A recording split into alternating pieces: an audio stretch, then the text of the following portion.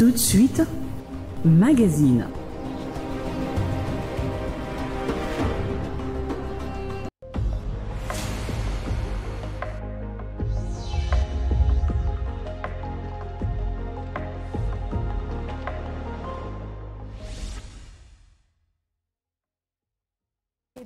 Na banta kuna bino mbote boy malamu na Educ Télévision ezali magazine na bino merci docteur Oebandi bobengane bene na salon recharger téléphone na yo parce que ezali émission moko lekaka en direct tozali kopesa bino opportunité ya un vrai médecin ba spécialiste ba kolobela biso ba maladie ou ezali ko déranger biso population et puis pourquoi pas quoi apporter ba solution na ba maladie na biso et puis tozali pe kopesa biso opportunité na bino ba téléspectateurs boza la consulter en direct à partir ya ba écran na bino bozali ko na biso na bandako. Dimanche lelo tokolobela bokono moko ou ezali vraiment na kati ya mboka na biso pe ailleurs to mona kango ezali ko déranger biso ba population to bengi épilepsie na français na lingala to ebeli yango na kombo ya maladie ya ndeke.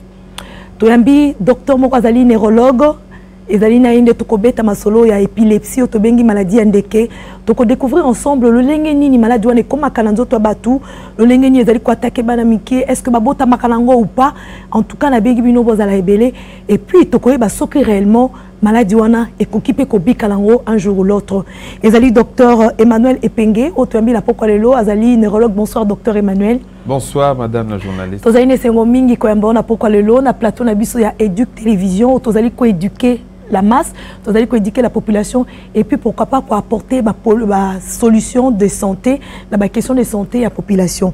Donc le belalo maladie ndeke otobengi épilepsie en français, moi liloba pour natina maladie wana. Oui, liloba donc déjà coupé ça par rapport à la maladie wana, eza na koyeba que maladie wana eza maladie moko eza issue na kindokite ndenge mingi baye barake. Sur une épilepsie,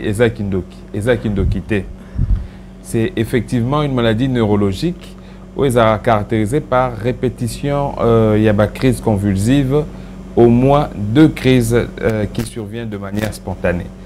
Alors, il y a une maladie qui a touché Moutounioso, Katina Mokilio. Il y a la moine Mouké, Moukolo, voire même les personnes âgées, ils peuvent être touchés par l'épilepsie. Justement, tozo belango, ozana mituna, ozana ndekwabela épilepsie, le médecin a disposé à na plateau na biso Educ Télévision, bongi ça déjà téléphone na yo, numéro est affiché en bas de votre écran, numéro ya ngwana bobenga botuna mituna na bino. Mais docteur, avant to kota na mama elikambo épilepsie o to bengi maladie ndeke. To ebike etushaka cerveau ya mutu. Na moi mon pousse ko kolobela biso mo anatomie to kolobela biso cerveau ezali ndenge nini et puis bisika nini na kati ya cerveau maladie wana kindaka kofanda. Alors épilepsie ndenge zawana ezana ba forme ebele okoki kozala na mutu azosala épilepsie à perte de conscience eza parmi ba forme to monaka mingi omona mutu tango azosala crise nae à perte de conscience akomo bimisa mwa fulufulu na munoko. Là, ça veut dire que la crise de épilepsie généralisée. On a touché mbalamoko cerveau mobimba. Alors, des petites notions d'anatomie seraient de savoir que dans le niveau du cerveau, tout ça, au fait, n'a plusieurs parties. Mais pour être plus précis, quand on parle du cerveau, il y a partie moko, il y a système nerveux central. Système nerveux central, il y a un cerveau encéphale. Au fait, na moelle épinière. Alors, na kati encéphale net rokuta cerveau transcérébral na cervelé. Alors, plus précisément, tant épilepsie ezwaka mutu à perte de conscience, ezalaka cerveau nde ezalaka touché, précisément na partie moko babengaka cortex cérébral. Cortex cérébral est la partie superficielle à cerveau ezalaka touché en cas de crise épileptique. Là, c'est la première forme. Tous sous une forme mususu oyo mutazo sa la crise nae mais yemo kwa zo assister na crise nae. Awe ko yibisa ko kazo mona loboko nae. Zo sa la lisusu te comment bloquer. Zo sa lisusu bien te zo sa ba crise mais asa conscient. Alors wana to benga ngo ba épilepsie focale, to épilepsie partielle. Donc mutu yemo ko azo assister na crise nae. Alors wana touche à cerveau mobimba te mais ko toucher une zone bien précise et cause à la na hémisphère gauche to na hémisphère droit. Alors une chose aussi très importante au batuming et concernant cerveau. Cerveau ndenge to mona na kati ezalaka moko te ezalaka mibale. Tozala en fait na deux hémisphères. Hémisphère gauche na hémisphère droit. Okomona nzoto na o nyonso o etali droite ezalaka en fait contrôlé na partie gauche ya cerveau. Okay. C'est le contraire. Voilà. Donc ceux qui n'est par exemple aux autres l'épilepsie et autres toucher hémisphère gauche ya cerveau mais la manifestation et aux alaming na droite. Okay. Donc ils ont bon on a maladie ya cerveau. Au comment la tasse qui muto sali paralysie na y a na niveau ya loboko à gauche c'est plutôt hémisphère droit na cerveau qui est concerné. Donc cela aussi arrive de la même manière na étalé épilepsie et c'est important koloba na bande qu'on a biso ba congolais que épilepsie eza kindokité. Alors nous voyons déjà par là qu'ils ont touché cerveau. Ça veut dire qu'ils ont touché une partie du cerveau et que ceux qui moutoisent nango, il ne faudrait pas directement l'assimiler car on a kindoki.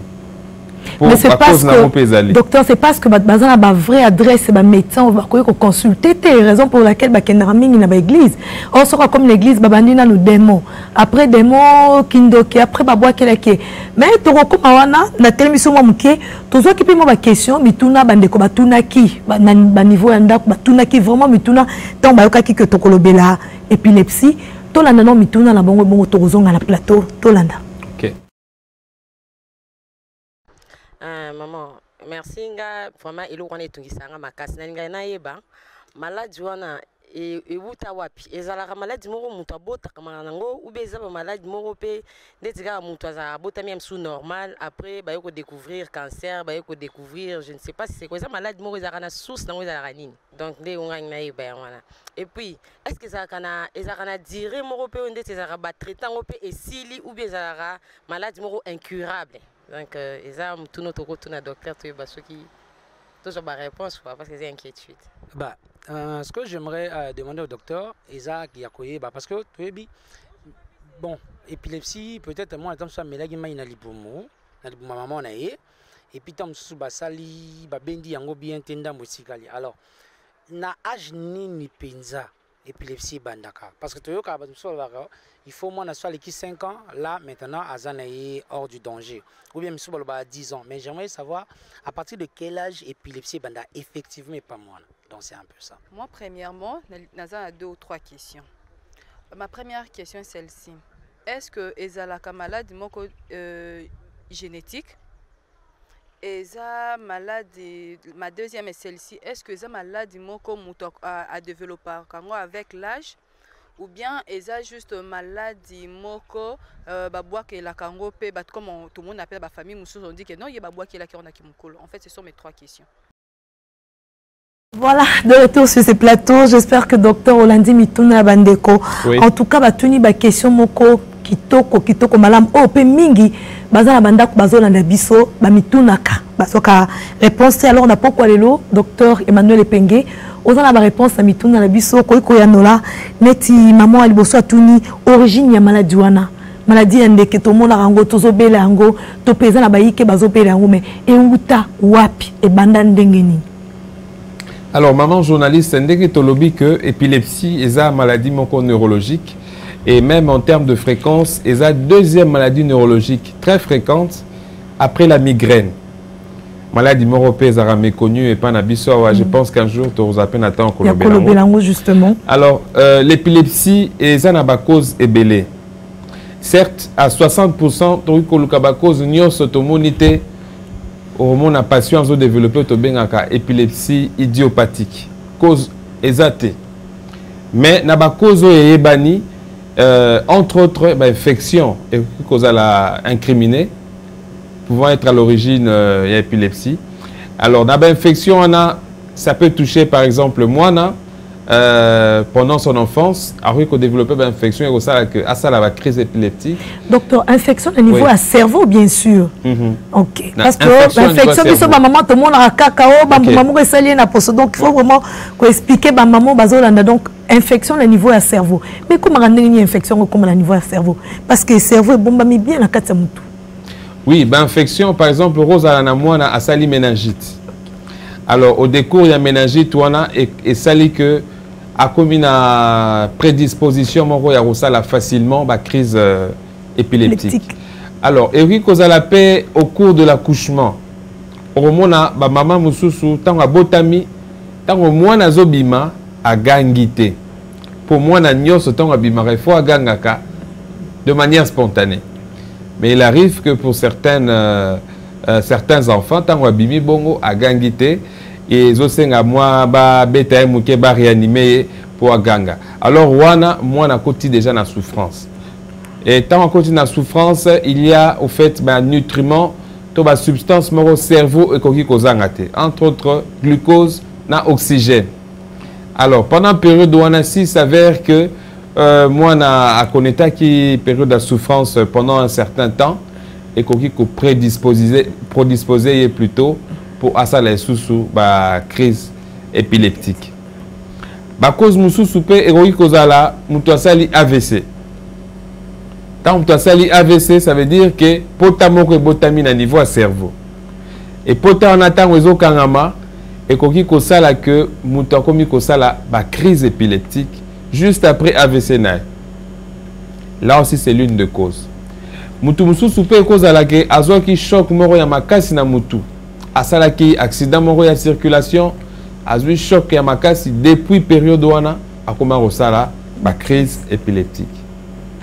La cause mususu pe cause là surtout pas les personnes âgées au comment on a développé au tumeur cérébrale. Donc cancer na niveau ya cerveau et ça dit que cancer wana oazana on a kati ezo entraîné kasa la crise épileptique. Alors et ya kapé pas bana que abotami boy azana malformation na niveau ya cerveau, malformation ana est prédisposée pour asa la crise épileptique. Alors, une autre cause aussi très importante, un peu ignorée de la population, Eza Bato Baliaka Mousounia Ngoulou, le porc. Le porc. Voilà, les musulmans, c'est pas mais Balia Ngoming, Baza aussi le cas docteur. Voilà, Bato Baliaka Ngoulou, vraiment il faudrait faire attention de bien cuire cet aliment. Pour Nyamawana Azarana germe, mais on a Katitobenga Tenya Saginata. Ce qui biloko lamba mi pena bien te j'aime on a encore matati na niveau à cerveau. Là il faut insister docteur. Pourquoi? Parce que na besoin na groupe il y a batmo qu'on a bango balinga kolia ngulu ebela bien te. En tout cas bango so kingulu beli bien a ebiso oyebi kolamba te. Fongulu za un peu saignant donc na outi quoi prendre on a pourquoi tout comme téléspectateurs au besoin na nebiso balinga kolia ngulu qu'il faut faire très attention tant aux olia ngulu parce que tenya s'agit nata wana et quoi provoquer épilepsie dans d'autres mutu. Wana les occupés acheter hein. Les occupés acheter tenya wana et oui comme matati na niveau cerveau et sali ba kyste. Au moment où mutazo se plaindre mutu passi et puis à combien ça la crise épileptique ndenge zala pas na biso balobi que soit à simbagi kisi to kindoki mais au komona soki a sali scanner cérébral to IRM ba moni ba kyste wana et ba kisi nango pezali soki mutu ameli et au permettre que ba crise na eza stabiliser. Et donc c'est pour vous dire que ba cause ezali ebele et tant mutazo sala ba crise épileptique eza important sikoyo na docteur Wazolandelaye de préférence à la neurologue à identifier cause wana pour permettre que la crise wana soit stabilisée et qu'on définir cause nango bien précise. Bonjour Ndabiso, Nabanda, numéro d'appel d'Abiso Zali 089 83 288 95, Nabandeli 089 83 288 95, Ozana Mutuna, Benga, parce que le téléphone est connecté, l'appareil Nebiso, Benga, Tuna, non, ce que Ozana, bien sûr, Nabandi, docteur Azali, ko révélé, Biso, ba cause d'épilepsie, tout qui déjà parmi Mituna, mais avant tout, quand on a traitement, ba symptômes nanou. Ndenge nini maman oyo azana mwana ya uti ko botama par exemple ndeko convoquer que non mwana mso ko kozwa début épilepsie tanga botami maman azana bébé nanda akoyeba ndenge nini que mwana na memi akomi ko sala ko manifester ba symptômes épilepsie ou soit na ba âge pe ya ko poussana ndenge ndeko tunaki na âge nini paraît-il que ceux qui mwana ko 5 ans abiki déjà au sein l'épilepsie mais référez sur les symptômes et puis selon ba âge on peut détecter que ou les a début épilepsie ou les a maladie moussous. Alors il est important koyeba comment se manifeste la crise épileptique pour biso mingi na Kinshasa watoye baraso mutazo sa la crise nae au mona kangami akomi makasi. Vous faites ce n'est que l'une des formes épilepsie est dans la forme ébélée ou est dans la manifestation en gros mutori causa na ba crise on ba qui soit et cause à la généralisée donc à perte de connaissance azo ba sous makambozo le kate soit et cause à la partielle to focale azo mona ye moko ndenge crise wana ezoya. Alors la crise wana et se manifeste de plusieurs manières. Par exemple chez un enfant au mona mwana air moko abandé ko sakana tiers moye moro moni akwei de manière spontanée. On a bano bakoli, mais chez un bébé docteur et pas bébé towe baneni parce que ma maman bazana soif ko ba lolengeni ni sengeni maman azana bébé azo qualité aiba réellement ba symptômes nango. Alors même chez un enfant, surtout même chez un bébé, il est possible de pouvoir déjà détecter, savoir qu'il y a un problème de crise convulsive. Au moment a arku koko mama kasi. Aussi bien vous me comprendre teneni ni mwana komi makasi. Par rapport à Nengazala. Ça peut prendre 3 ou 5 minutes. Ozomitu na kutu azo sala nini akomi makasi atako la azo kokata komela libelete. Ça peut être ça. Ou bien okomona sora komi makasi te akomi ko sala ba secousse pendant un temps. Agitation secousse un peu de manière assez répétée. Alors là, il faudrait tirer la sonnette d'alarme comme on a médecin pour la koyeba qu'est-ce qui ne va pas. Bon, mais ce qui arrive de temps en temps, comme on a ceux qui, ba maman ba moni bongo à quel hôpital, na hôpital na biso mingi, on a balobi soit que ça malaria, fièvre typhoïde. Diagnostic wana yaka mingi. Bon, tobo y en côté. Mais devant ba répétition, au monde a surtout ceux qui moana. Atazui qui c'est malaria. Mais au moment malgré yango azo répété kaka même symptôme. On a comme ramakasi et qu'on dirait moins de 5 minutes mais avec le temps arosa a même atteint plus de 8 minutes ou plus azo kangamara bongo mingi. Alors là, il faut benda moi attention à mes parents pour voir comment l'orienter vers médecin ou à s'occuper d'un cerveau pour appeler sa orientation au Essengel. Mais on cause appel à moi la mususu bozo solanae mais er moko moni atikali neti moi kidiba ozo benge na kombo azo yambate atikali neti statut après er moko azongi na conscience wana pesa les crises. OK. Donc crise ezaka ya ba secousse makasi te mais cause à la paix la crise mususu moi perte ya conscience c'est ça limite de manière provisoire. Et ça, la forme épilepsie, ou épilepsie absence. Oyo, et ça rappelle minge pas bana. Donc, la forme, il y a la crise wana, et ça, bandenge belé. Moussou soupe est cause à la même que, et c'est manifesté sous forme à trouble à comportement. Au monde a répété un comportement moko un peu anormal, moi, agitation, mais ce que tout n'y est, mozo ça la nigne wana, mais parce que alors bongo pe ça peut tiquer pour voir comment Moutouana il faut à mona médecin spécialisé dans la neurologie. Je pourrais ajouter docteur par rapport à trouble na monango parce que ils ont la jeune frère moko na ebi yé ce que moni afanda ki kimia moment tellement bandi ko panza babiloko. Voilà. Faut bandi ko panza babiloko donc tout ce qui est autour de lui ko panza ko vraiment ko ça la troublement ko et un moment ko ça attend sous 5-6 minutes et puis azongi n'est normal. Voilà. À perdre non peu moi conscience mouké après et puis à démarrer juste pour la quoi ajouter parmi ma trouble ko kolopé bissoir. Exactement. Et au comment on a par exemple pour na ba crise à bongo oyo mutoisa moi altération de conscience a comme moi agressif agité. Ce côté histoire n'a bien depuis naissance nae au comment on a par exemple que abana ko ça la ba crise mingi et ya kokanga mana fièvre pour fièvre pèse rapé l'un des facteurs est réveillé la crise mingi. Au moins, ça la crise mingi na bomwana nae et avec le temps et occasionné la crise wana il y a trouble de comportement à l'âge adulte. Toti comme on a des symptômes au docteur Emmanuel Epengalo biso na pourquoi lelo biso ba maman biso ne ba tobotaka ba papa tobotaka bana nous donnons vie nous donnons naissance tous allons vraiment attentifs tant tous allez koboko la bana biso auti ko loba que moi on appelle à la naissance a ko pe ko zwa boko no na épilepsie tant a botami à l'élite phase wana nyonso wana ya phase wana ya difficulté phase wana ya trouble pour na mwana et ko pe ko occasionner à ça la crise d'épilepsie.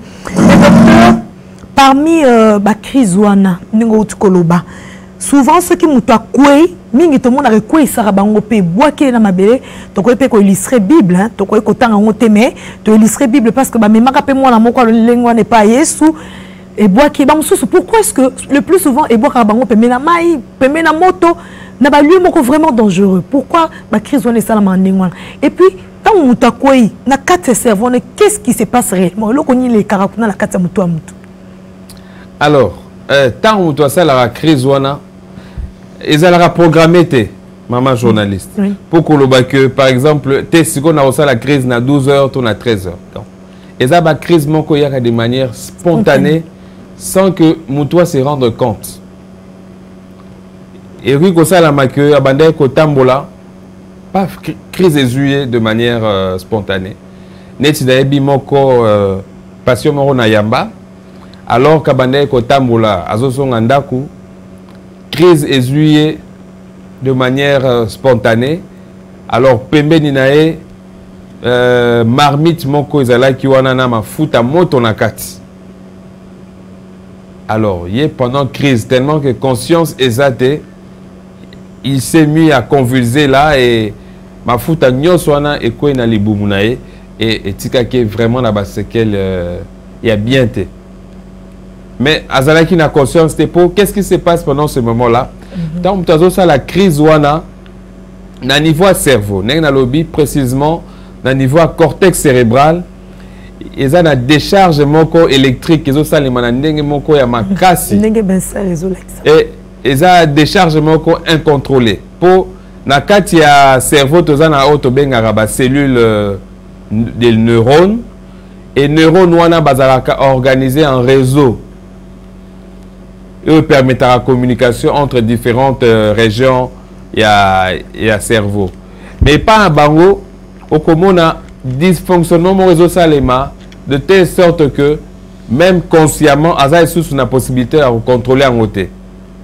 dès que ça la que a sali crise wana mais même mémoire pour n'avoir baqué te au salaki boye au kangama ki boye ye azali sous na connaissance akoye bali sous te mususu kutawanga ngala koite est-ce que ngala koi oui donc c'est ce qui arrive de manière récurrente mais toujours na ba crise tant mutakoyaka to remarquera na ville na biso ya Kinshasa parce que ngwala nga moko pe na monaki yango et puis nga moko pe na banga ki docteur il faut que je l'avoue ba téléspectateurs bazola na biso mutu akoyi abimisi fulu abimisi soi bon mutu akosekourir na minute wana azate batu nyonso bazoleka pembeni mais selon nga na yebi que na banga ki kosimba parce que balobaka soki osimbi mutu akwene wana soine tutani na yo pose épilepsie bon tant tout le monde bon biso tout le monde les capé même mais on disait ah ma ouais ah mukolo boye vraiment ah ma même ta reçoit courage que à secourir yé ezate wana vraiment ezapé mon kamibe kotobuki non assistante en personne en danger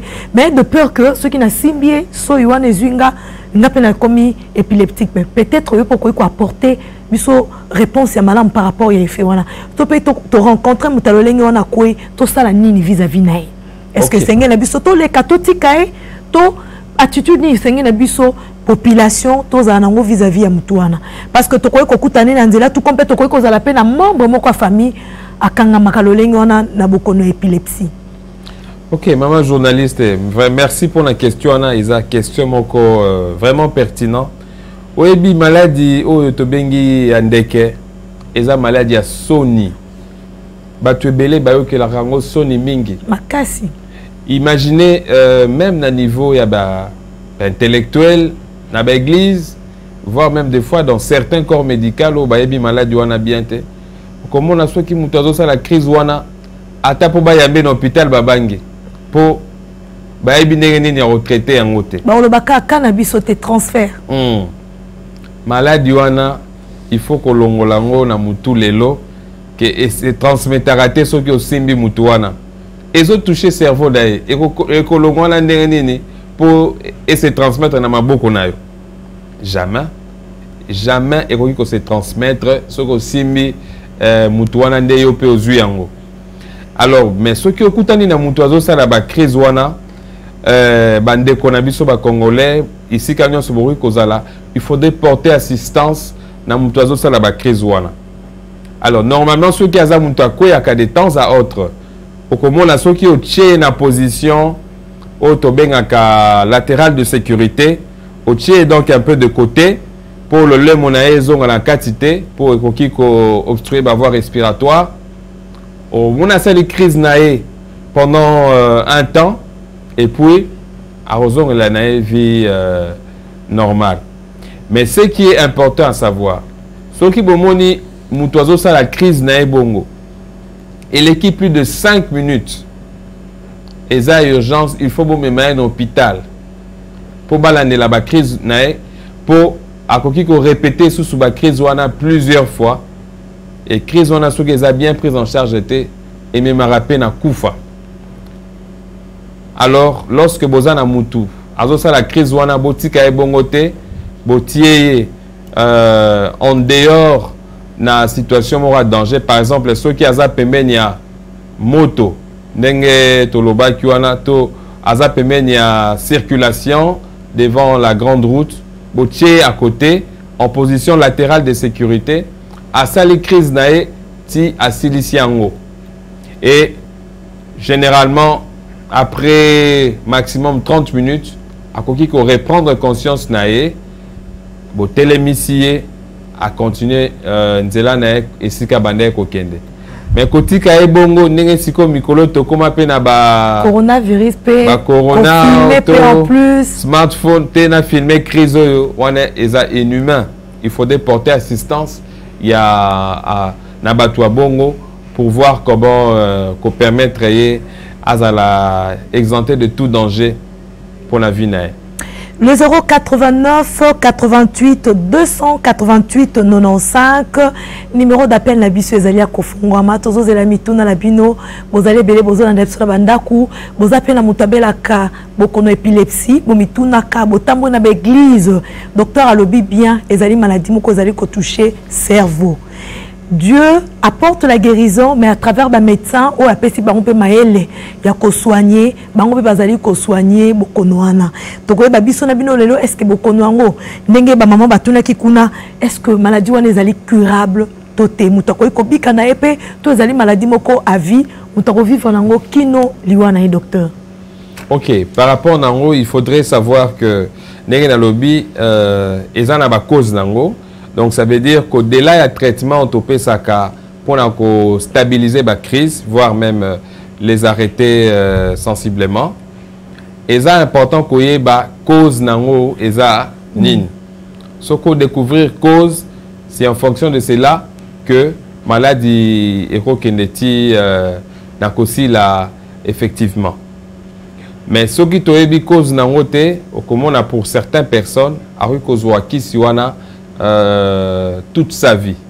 Mais comme pour d'autres, soit la épilepsie pharmacosensible, ce qui a mêlé la kiswana pendant maximum 2 ans et que la crise est si de ce que la ndengenini ya kolongola kiswana et amené vinae normal. Donc au fait tout dépend, il y a cause, il y a épilepsie wana. Donc traitement ya bokono épilepsie eta la kapé koeba maladie wana autobengi maladie ndeke eyeli lenge nini soki na niveau na bino ba médecin bo détecter cause ya maladie nde yango ko pesa bino schéma ya ko pesa mobeli wana to épileptique wana traitement moko wa kolanda outi koloba awa 2 ans. Est-ce que durée à traitement lango ko sala kaka 2 ans to akozana traitement moko à vie le lenge moko batu ya VIH baswaka? Alors non, pas le lingue maladie de VIH. Tout dépend de la cause. Pour il faudrait qu'on ait et l'eau qu'on y occasionné la crise. Ce qui cause monani, na cheminement et à processus et à traitement, na cause, à traiter en haut, alors là on peut avoir une bonne résolution, il y a la crise. Mais il peut aussi s'avérer en 60% des cas, toluki ba cause nyos automonité. Au moment où ceux qui ont sous traitement, la crise et quitte sensiblement. Et pour d'autres, héros qui n'étaient pas aussi là. Mais maman journaliste, ils vont dépendre des types d'épilepsie. Pour nous, on peut faire traitement après un certain temps ici. Mais comme pour d'autres, pour moi, on peut essayer kiss. Quand on met la kissi, la crise est atteinte. Mais dès qu'on longo likara kissi, la crise est zongi li sous. On a une forme d'épilepsie pharmacodépendant. Les autres c'est à tout moment il faut avoir kissi pour la crise des alatés. Ce que tu on met la kissi, ah wana épilepsie est zongi sous. Type musu soupe bazalaka, au PCE kissi, ba kissi nyoso to pe sera contre ba crise wana, mais aussi bakakate. Ba crise des autres zonga kak. Alors pour na bao ya bongo prise en charge de la chirurgie à épilepsie. Donc ça veut dire que le cerveau naie la partie wana où ils ont occasionné la crise. Mais bien sûr, il faut dans la région où ils ont occasionné des dommages dans le cerveau et même sur la complication. Mais si on arrive grâce à un scanner pour trouver région et au bandai pour occasionner la crise et pour permettre que la crise est si là sensiblement. Vous évoquez scanner, moi mon état de dépistage, il y a beaucoup d'épilepsie. Vous savez la nini ou état de dépistage.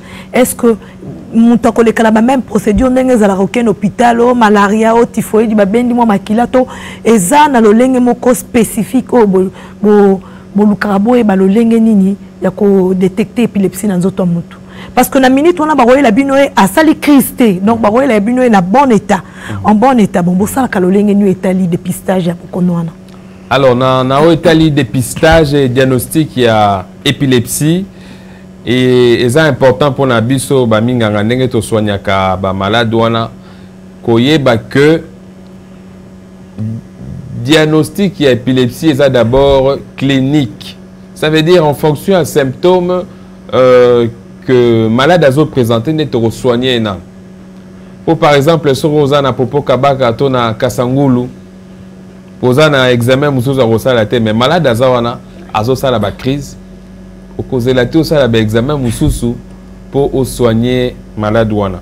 Mais en fonction il y a une amnèse, autobenga interrogatoire et pas na biso na médecine tokoki déjà koyeba que oyo azosala ba crise mais si qu'on a processus il y a confirmation il y a ba crise wana eza na ba examen mususu tosengaka progressivement pour na confirmer ba crise wana et pour na koyeba cause nango entre autres eza un examen tosalaka oyo tobengaka EEG na français ba bengi yango électroencéphalogramme. Et ça examen moko mona bakotia moi ba singa na mutu pour na kotala ndenge nini fonctionnement ya cerveau ya mutu ezo sala pour à partir à wana tori ko détecter moi ba anomalie ezo la ça que mutu azo sala effectivement ba crise épileptique. Mais toujours na processus ya diagnostic to resenga pe ba examen musu sur makila pour na koyeba qu'est-ce qui pourrait vraiment être à l'origine il y a une crise dans le infection, mais aussi pour nous koyeba quelle est la cause de l'épilepsie, tu qui est un scanner. Pour par exemple, si vous avez une masse na kati ya mutu, un cancer, tu koyeba encore un scanner. Tu vous avez une malformation na moro na mutu ezo sala ki azo sala toujours ba crise, tu un scanner, tu reçois pe eyano na mutu na ona. Olobi makambo makila ndeko moko atuna ki mutuna totun alobaki ete est-ce que beaucoup d'épilepsie ezali pe génétique donc c'est-à-dire euti na baboti et kitina bana to ndenge nini to ezala kamoko un peu particulier. comme on dit, na ba maladie mingi tozala nango na mokili oyo ba facteurs ils allaient révéler non seulement ba facteurs environnementaux na esika to fandi ba habitude na biso de santé mais ba facteurs génétiques pezalaka pour des fois peu royoka dans certaines familles moi na sala épilepsie pour papa na epé abanda ko sala épilepsie tant azara mwana to grand-père na e a sala épilepsie donc composante génétique effectivement ils allaient rapper parmi les facteurs où ils ont retenu pour occasionner la crise épileptique. Comment on a alandarabiso souvent aibisa kingai maman tuna mutuna na ngai yaza comme on a Cédric Ngandu yaza kuna na ngambo ya mbinza kota pompage alobi est-ce que mutu azobela épilepsie papa ya kumkolo topé maman moko asi akolini akoki ko vivre normalement lokola mutu nyonso otolobi ke abali pe aboti bana topé épilepsie ko créer ba facteur mususu neti stérilité pona mutu alolenge wana. Moutouazan épilepsie, boebi ailleurs, vu que information est circulée malamu, ba komi koye bandeni nya ko vivre pena batu babelaka épilepsie, ndé vraiment longo nya pona maman ndenge bobenga kibiso awa pour voir dans quelle mesure donner la bonne information concernant maladie. Pour il faudrait que population congolaise ait que maladie wana, eza maladie à sonité, eza pété que soki moutouazan na maladie wana il faut discriminer, rejeter par la société. Je connais un cas pareil dans la société en plein boulot. Mon copain sous chauffeur bien na boulevard.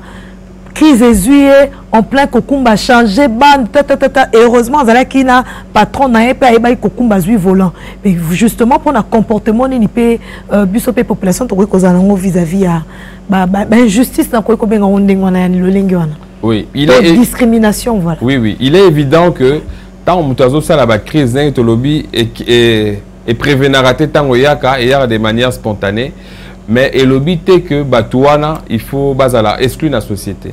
Certes, on a tous la possibilité de faire certaines activités. Netiko kumbawana ezalaka vraiment recommandé tout bien même qu'on nager. Imaginez vous avez la crise en plein nage na piscine et vous avez vraiment recommandé mais il obité que bazala inutile la société. Ils peuvent travailler dans l'administration, ils peuvent travailler dans plusieurs autres domaines de la vie.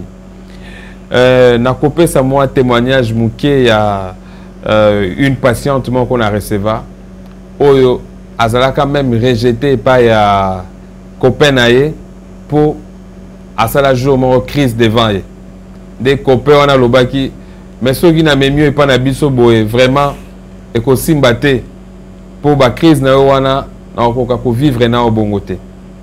Pourtant c'est possible de vivre na mutazo ça la ba crise na type et comme stable, c'est possible.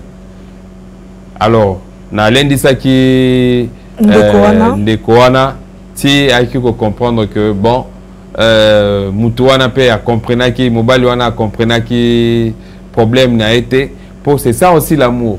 L'amour ce n'est pas seulement vivre avec une personne en bon état sans qu'il y ait un problème. C'est accepter son état tel qu'il est et voir comment l'encourager à être meilleur. Donc, dans lundi ça qui est, je pense qu'aujourd'hui, Azoa qui sous mobile Moussousou avec qui chemine ou à comprendre si koyo ba notion on a mais à qui ko comprendre en mieux temps to kutanaki to solo linaye à ndé à comprendre que ça na maladie neti maladie nyonso neti muto amela rapé ba ki si attention na ye donc muto ro mela pe ba ki si type ba crise en comme nango stable. Docteur, qu'est-ce que vous savez la canine voilà bino vous avez un neurologue Nabanti, est-ce que vous avez un ndingisa ya kokota na ba salle d'accouchement pour na ko assister bas sur ba salle la crise ya épilepsie pendant que bazali ko keno ko bota bo sala kandenge ni soit botika kaka parce que na baton somo na ba akende azoko repoussa te akangami bango kuna bazo tâtonner tout et tout mais est-ce que vous avez un accès pour assister ba femme au bazali na zemi ba so bazana ba mikumba pendant kazo bota pour assister bo sala lolenge ni na kati salle d'accouchement lolenge ni l'écran pour na kopesa assurance bande kwa baso ba koya ka maladie andeke que c'est possible à Kokine Kobota sans inquiétude? Je pense que de manière officieuse, dans Koloba Bongo, déjà, proche de ça, les macapo, azo ça l'épilepsie, surtout ceux qui ont en femme enceinte. Oui. C'est important que suivi à la multidisciplinaire. Non seulement, il faudra la suivi par médecin et gynéco-obstétricien, mais il faudrait aussi que médecin et neurologue à l'année. Pourquoi c'est important? Parce que na minute wana moi si azo me mape mukumba et ça n'a pas qui si mususu a melate et pour votre gouverner ce que ça qui si moko et qui s'ami à l'heure actuelle copé ça moi si tant azo ça ba crise épileptique et ça qui si monte bengara dépakine et ça vraiment non recommandé et pas na moi si oyo akoki déjà cause na possibilité à kobota tout ce que ça déjà na zemi. Donc, de manière officieuse, une approche multidisciplinaire, et ça les maca, et pas à Baoyo Balinga Kosalango, surtout ceux qui paient médecin ou à Zolanelae, à Ebi, importance, il y a maladie, il y a médecin au Basalango. Mais nous souhaiterons qu'avec le temps, que à niveau à l'État, qu'il y ait des mesures officielles qui permettent à ce que suivi on essa les maca de manière officielle. Et tout est et non seulement ça, à niveau à l'État, il est important de voir aussi comment assurer une grande sensibilisation sur cette maladie pour mingi mingi. Et dans la Kinshasa awa, pena Katiamboka, batubaye baka maladie wanate. Imaginez ceux qui maman journaliste yomoko awa, boye bien na Kinshasa. Et bon, à l'intérieur du pays, zandengenin. Comme on a ramuto, ake pas tradi praticien, ake koluka ba solution na nenge, mais ils ont mon anakakate. Mais alors que ce cas yebaki que tant qu'on a ba crise bongo, il faudrait voir un médecin, neurologue ou akolanelae, cela serait plus meilleur pour na stabiliser et koluka solution et sengeli pour na ba crise nae. Voilà tozo kende malé na soko émission na biso Congo Médica boute ko ça la sensibilisation peut prise en charge il y a maladie épilepsie mais beaucoup tana ki na moi Congo so etali ba kisi non parce que zala ki cher na mo kuso ko koloba ce qui pembela ezali pour na côté wana.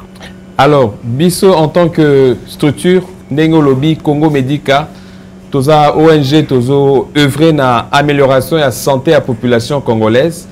Et particulièrement Kosunga personnes les plus vulnérables au bazar confrontés dans certaines maladies mais s'en sortir effectivement tu organises qui campagne pour sensibiliser la population. Alors pour une première tu cible qui dans nos communes à Kitambo où tout le monde qui population on a tout pesa qui bango information sengeli malgré que certains babana ko banga ceux qui topesi bango papier na biso information to kabela bango pe maladie wana mais tu expliquer qui bango si ba qui ko comprendre to sensibiliser population et en retour ba maladie wana ba qui est belé to kutana ki na bango et pour ceux qui avaient l'opportunité à Koya to pesa ki bango pe qui se félé.